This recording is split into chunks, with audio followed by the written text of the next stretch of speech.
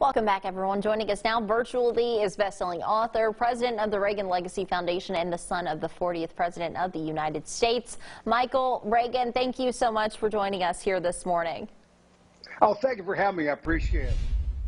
Well, we know President Ronald Reagan was the first president ever to visit Normandy on the anniversary of D-Day, setting a precedent for all the presidents that have since served. There are so few World War II veterans still with us, and now is the time to honor them. Why is it important to continue sharing the history and the legacy of D-Day and World War II?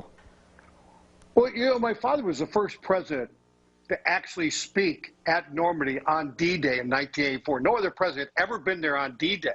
And since then, every president has followed him.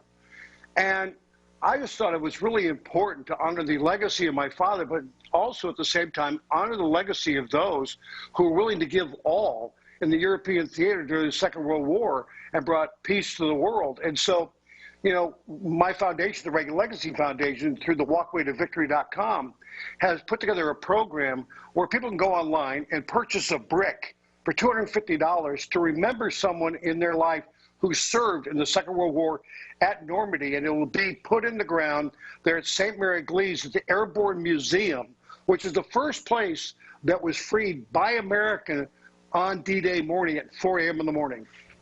Yeah, tell us more about this Walkway to Victory. How long has it been going on? We've had it on now for about 4 years. We started about 4 years ago. Of course, COVID's now gotten in the way of it, so there's some backup to it, but that's okay. People go online and still do it. And let me tell people also, if you don't know someone, you write a check to the Reagan Legacy Foundation for $250. We'll find that person in the military that's going to be honored with your donation, and you'll get all the information. So when you go to Normandy, France, and go to the Airborne Museum, you can look up that brick and see that member of the military that you sponsored to remember on that day. And something else we've got going is the fact that when you purchase a brick, any dollars left over from that brick after having it made and sending it to France and having it put in the ground, any of that money left over funds the scholarship program we have for the men and women who serve aboard the USS Ronald Reagan. I'd imagine that these bricks do help you guys continue your mission. What else does the Reagan Legacy Foundation do? Well, I mean, the Reagan Legacy Foundation, let me just say something else, too.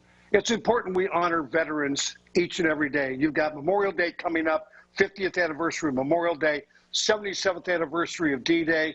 We need to remember the vets in between those days. We need to do it every single day.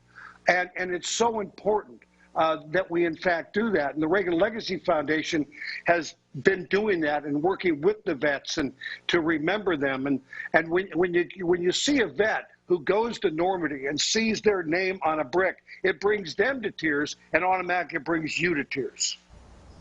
Oh, I know. My grandfather served, not in World War II, but anytime we do go to these memorials, he does get choked up. I know it really means a lot to the men and women who served our country. What do you want people to know about the importance of D-Day?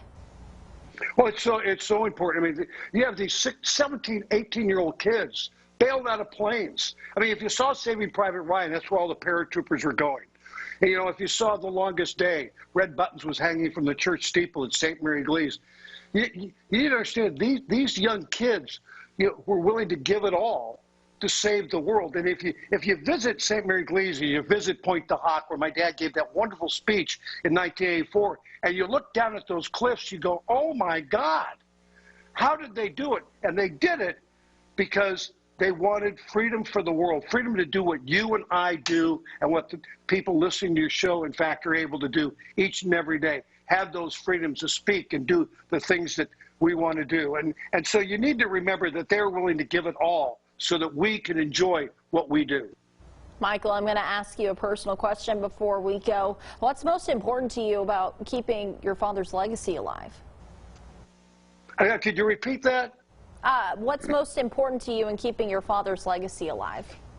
Well, the most important thing is the history gets it right. And that's why I do what I do. I'm the oldest living member of the Reagan family. There were only two of us born into this family who had an Academy Award-winning actress, Jane Wyman, and a father, Ronald Reagan, who became President of the United States. And I just want to make sure history gets Ronald Reagan right. I don't want to leave it to other people to write his history when, in fact, I'm alive to tell it. Well, Michael, it's been such a privilege chatting with you today. Thank you so much for joining us. Thank you for having me.